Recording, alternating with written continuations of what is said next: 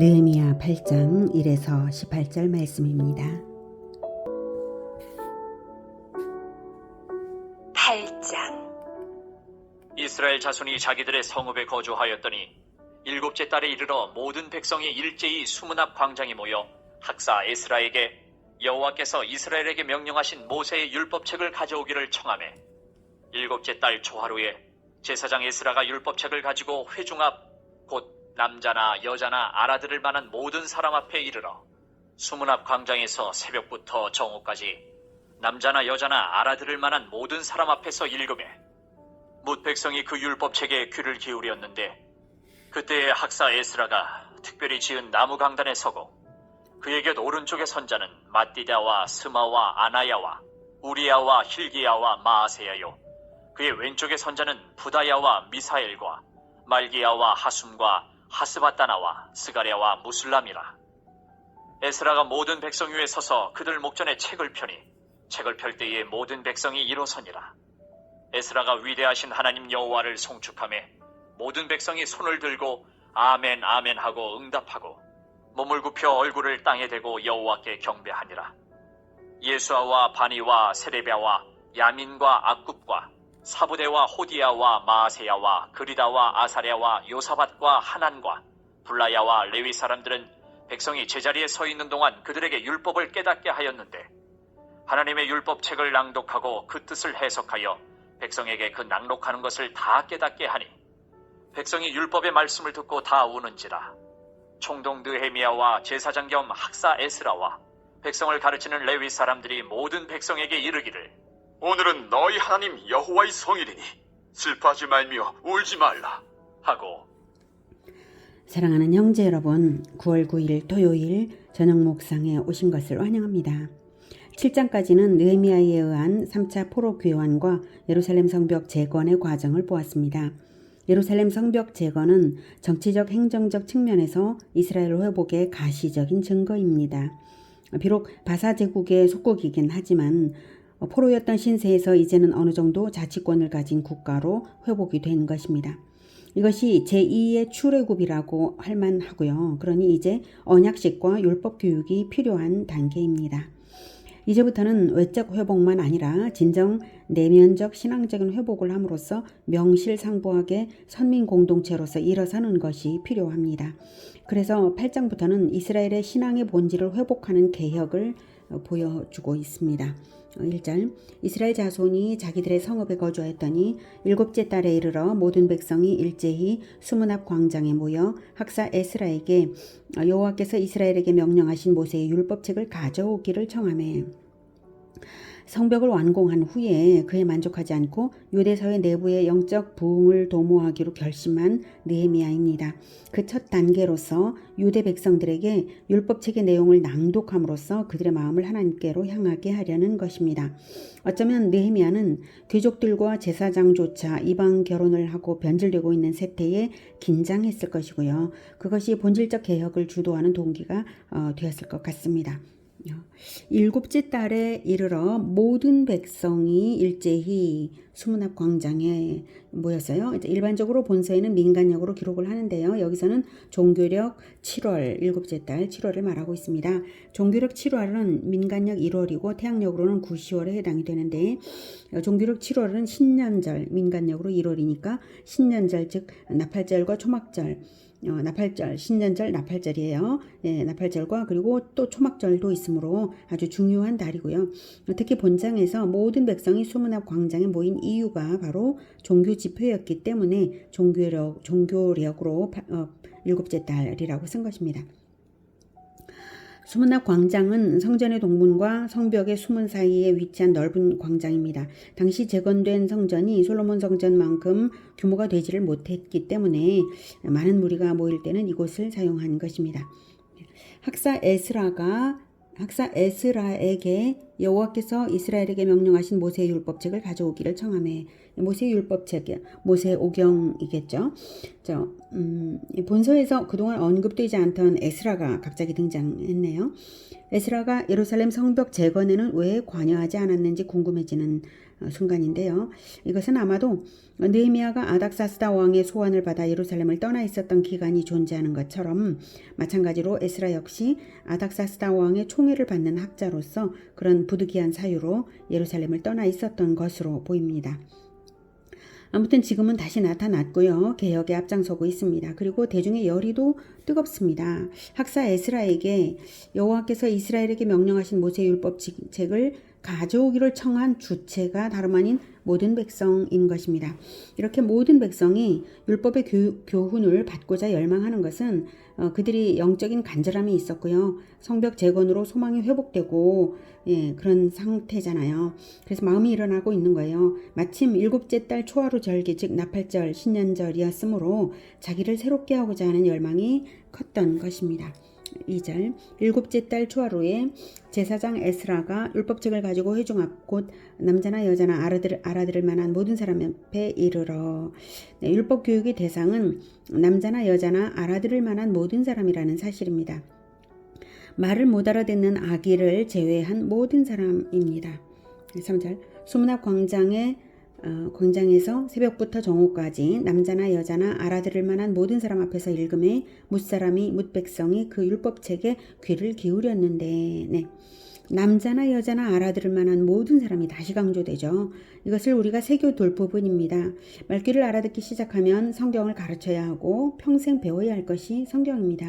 그리고 그들은 광장에서 새벽부터 정오까지 귀를 기울였다는 사실입니다. 얼마나 말씀에 대한 사모함이 간절했으면 새벽부터 정오까지 꼼짝 않고 말씀을 들었을까요? 그런데 그 장시간 동안 에스라 혼자서 6시간 동안 읽는 것이 무리가 있기 때문에 돕는 자들이 있었어요. 4절 보면 그때 학사 에스라가 특별히 지은 나무 강단에 서고 그의 곁 오른쪽에 선 자는 마띠리아와 스마와 아나야와 오리야와 힐기야와 마아세야요. 그의 왼쪽에 선 자는 부다야와 미사엘과 말기야와 하숨과 하스바타나와 스가랴와 무술람이라. 에스라 혼자 중단 없이 말을 한 것이 아니라 중간중간에 레위 사람들의 설명이 곁들여졌어요. 7절도 보면 이 사람들 이름이 또 나오고 있죠. 다른 사람들인데 이 사람들은 이런 레위 사람들은 백성이 제자리에 서 있는 동안 그들에게 율법을 깨닫게 하였는데 하나님의 율법책을 낭독하고 그 뜻을 해석하여 백성에게 그 낭독하는 것을 깨닫게 하는 역할을 했다는 거예요. 그런데 이렇게 이제 구체적인 이름들이 기록이 되고 있잖아요. 이 사람들은 이제 레위 사람들도 그렇게 했고 레위 사람들이 아닌 사람들인 것 같아요. 그럼 이 사람들은 어떤 사람들일까 생각할 때 저는 에스라가 율법 교육을 이 사람들에게 해주었을 것이다. 그러니까 이 사람들이 에스라의 그 다음 이제 에스라의 제자처럼 에스라가 가르치는 말, 에스라가 읽는 말이 무엇인지를 가르칠 수 있는 거죠. 백성들에게. 그래서 에스라가 제자화를 한 사람들이다. 이렇게 7절이 그렇고요. 그 앞부분도 4절에서도 에스라의 제자들이라고 저는 생각을 합니다. 자, 5절 에스라가 모든 백성 위에 서서 그들 목전에 책을 펴니 책을 펼 때에 모든 백성이 일어서니라. 에스라가 위대하신 하나님 여호와를 송축하매 모든 백성이 손을 들고 아멘 아멘 하고 응답하고 몸을 굽혀 얼굴을 땅에 대고 여호와께 경배하니라. 정말 오랜만에 간절히 사모하던 그 말씀을 배우게 되니 감격하여서 경배하지 않을 수가 없었던 것입니다. 이렇게 율법의 말씀의 뜻을 깨달은 백성들은 율법에서 명하시는 것과 자신들의 삶이 너무나 현격한 차이가 있음을 알고는 통곡을 했습니다. 9절 백성이 율법의 말씀을 듣고 다 우는지라. 놀랍게도 거기 모인 모든 사람들이 울었다는 것입니다. 이것은 성령으로 말미암은 회개였다라고밖에 해석할 수 없는 놀라운 일이죠. 그래서 총독 느헤미야와 제사장 겸 학사 에스라와 백성을 가르치는 레위 사람들이 모든 백성에게 이르기를 오늘은 너희 하나님 여호와의 성일이니 슬퍼하지 말며 울지 말라. 이렇게 달래어야 울음을 그칠 수 있을 정도로 백성들은 진정 회개의 영에 사로잡혀 통곡했던 것입니다. 10절 느헤미야가 또 그들에게 이르기를 너희는 가서 살찐 것을 먹고 단 것을 마시되 준비하지 못한 자에게는 나누어 주라. 이날은 우리 주의 성일이니 근심하지 말라. 여호와로 인하여 기뻐하는 것이 너희의 힘이니라 하고 레위 사람들도 모든 백성을 정숙하게 하여 이르기를 오늘은 성일이니 마땅히 조용하고 근심하지 말라. 하니 모든 백성이 곧 가서 먹고 마시며 나누어 주고 크게 즐거워하니 이는 그들이 그 읽어 들려준 말을 밝히 알미라. 네, 10절에 네. 이제 나팔절이므로 이제 잔치를 차려 나누고 가나안에서 준비하지 못한 자에게는 나누어 주라라고 느헤미야가 말했고요. 여호와로 인하여 기뻐하는 것이 너희의 힘이니라라고 말하고 있어요. 이 말씀이 참 위로가 되죠. 우리가 진정으로 기뻐할 수 있는 근거는 여호와 하나님이 베푸신 구원 때문이고요. 우리가 그 어떤 상황에 닥칠지라도 또 기뻐할 수 있는 절대 근거가 그것입니다. 그러므로 늘 기쁜 마음을 가지십시오. 우리가 기뻐하는 것 자체가 구원의 증거이고 힘입니다. 어떤 일이 있어도 근심하지 마십시오. 우리가 영원히 근심할 일은 하나도 없기 때문입니다. 절기는 이렇게 영원한 천국을 기념하는 것입니다. 11절 레위 사람들도 모든 백성을 정숙하게 하여 이르기를 오늘은 성일이니 마땅히 조용하고 근심하지 말라. 네, 백성들의 통곡이 하도 커서 총독의 명령을 전달하기 위해서는 레위 사람들이 백성들을 정숙시켜 안정시켜야만 했습니다. 그렇게 해서 백성들은 그제야 크게 즐거워하며 잔치를 했는데요. 그들의 통곡도 컸지만 즐거움도 컸던 이유는 이는 그들이 그 읽어 들려준 말을 밝히 알미라, 즉 그리스도의 대속의 진리를 명확하게 알아들었기에 영원한 기쁨이 샘솟아서 크게 즐거워한 것입니다. 조금이라도 대속되지 않은 죄악이 남아있다면 크게 즐거워할 수는 없는 일이죠. 이스라엘 사람들은 성령이 충만하여서 들은 말씀의 뜻을 명백하게 깨달아 알아들었던 것입니다. 13절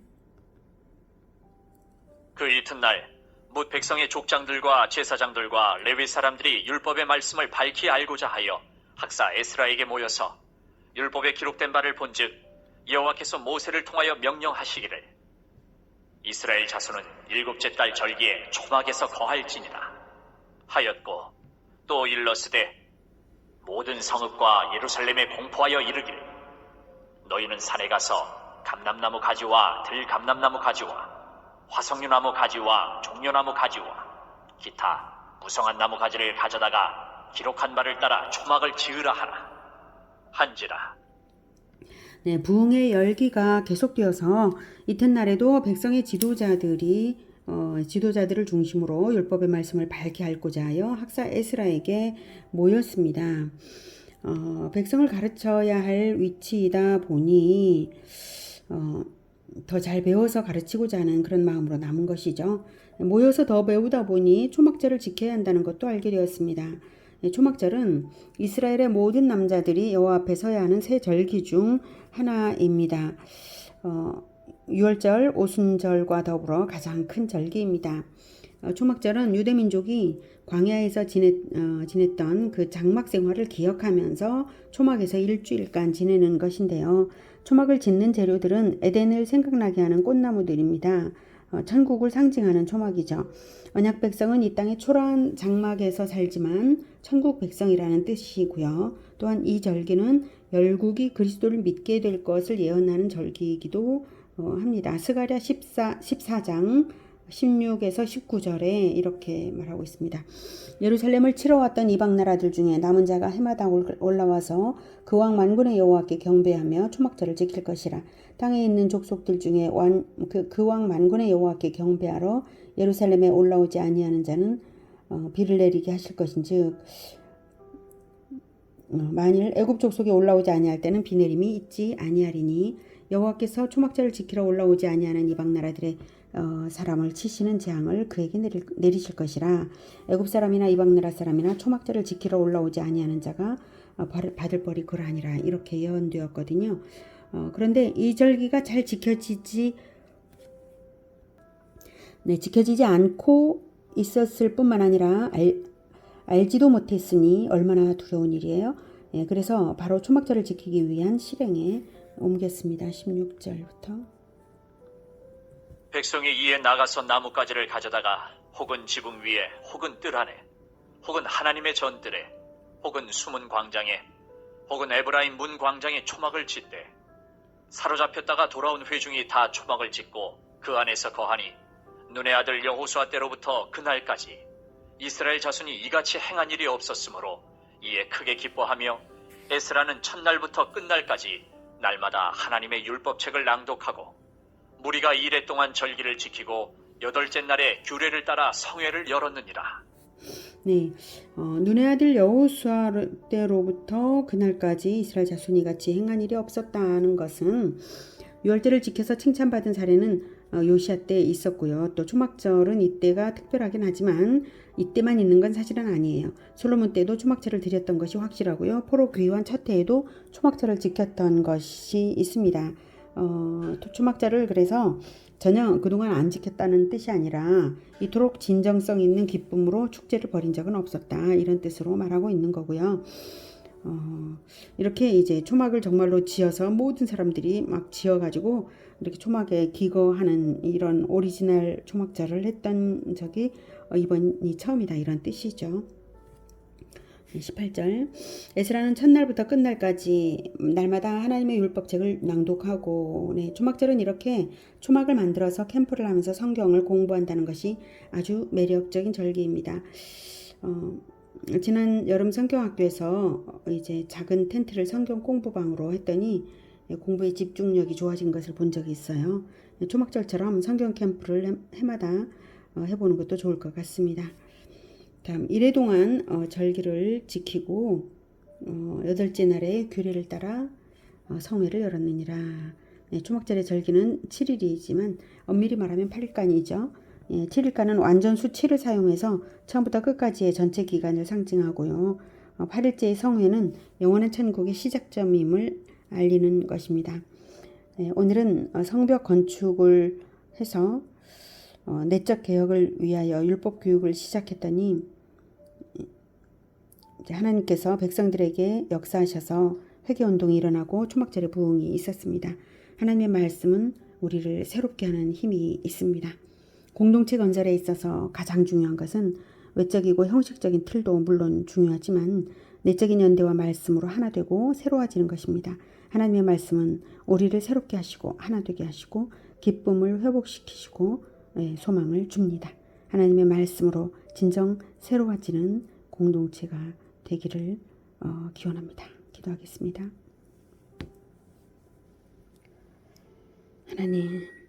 하나님의 말씀으로 진정한 개혁이 시작되는 줄 믿습니다. 우리에게 능력을 허락하여 주사 하나님의 말씀에 온전한 것을 깨닫게 하시고 올바르게 가르칠 수 있도록 도와주시옵소서. 공동체를 하나님의 손에 맡깁니다. 우리가 한 마음으로 공동체를 세워갈 수 있도록 주여 도와주시옵소서. 예수 그리스도 이름으로 기도드립니다. 아멘. 이어지는 시간은 개인 기도 시간입니다.